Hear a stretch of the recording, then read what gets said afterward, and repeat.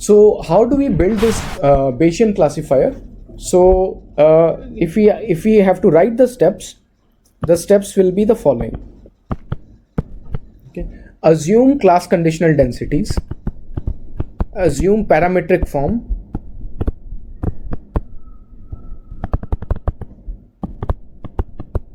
of P of x given Ci.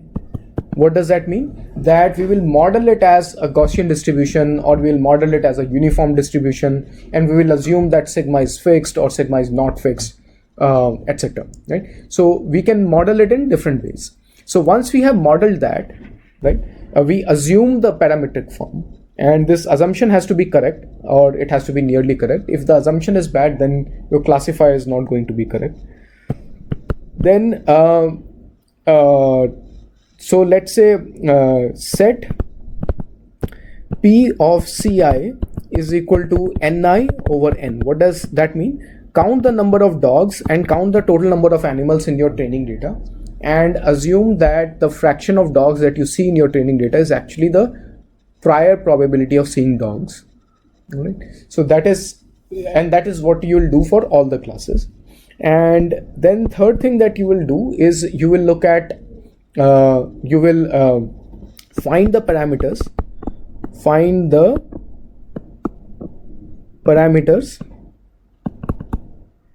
of P of x given Ci using methods such as maximum likelihood. So what that means is you look at all samples that are features of dogs, and if you have assumed that it is a Gaussian distribution, then compute the sufficient statistics, which is what is the mean vector and what is the covariance matrix, and use that as the mu1 and the sigma 1, or mu I and sigma I.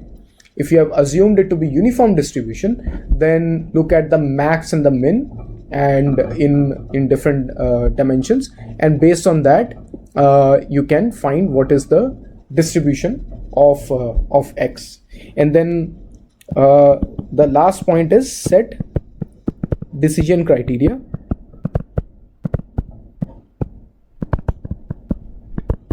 that y is equal to argmax over I, right? It's the argmax over I of P of x given Ci times P of Ci.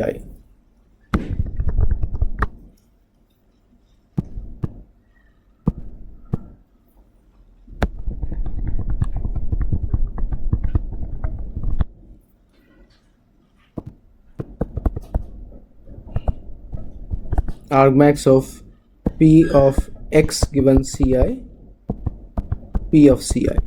So this is over all I, right? So here I is the class, I is not the training sample, x is the training sample. So we will compute this expression P of x given Ci times P of Ci for different values of class index, and the one that gives you the highest value, we will say that the predicted value is that.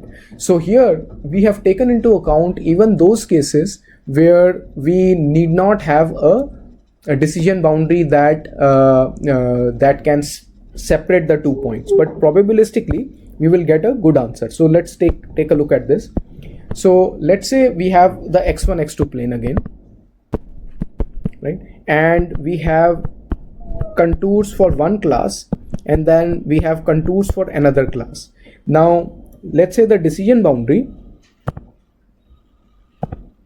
is the following, right? The red line is the decision boundary. Now because it's a probability distribution, and let's say assume that it's a Gaussian distribution, there is a non-zero probability that even for class 2, right, the sum of the points will actually be on the other side. There's a very small probability, most of the points will be close to the mean, but there is a small probability that they can be on the other line, on the other side of the line. Similarly here we can have there is a small probability that we can have points on the other side. So we can have points on the other side, although most of the points will be close to the mean. But probabilistically we have ensured that we will make the correct decision most of the time by using the Bayesian criteria. although it need not always be the case.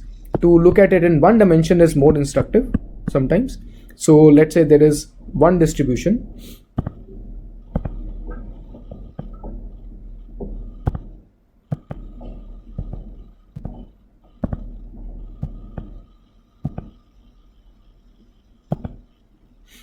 One distribution that looks like this, and then there is another Gaussian distribution that looks like that, right? And we can bump one of these up and we can bump one of these down depending on the prior probability, which is P of Ci.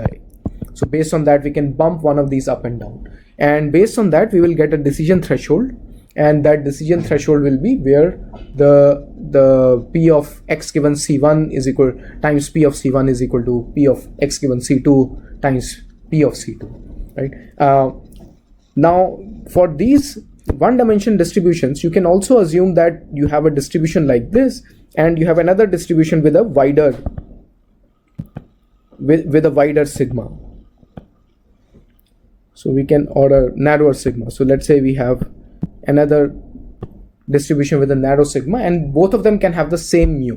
So here you can see that the boundary is going to be is not going to be a linear boundary, because in this narrow region, let's draw this again.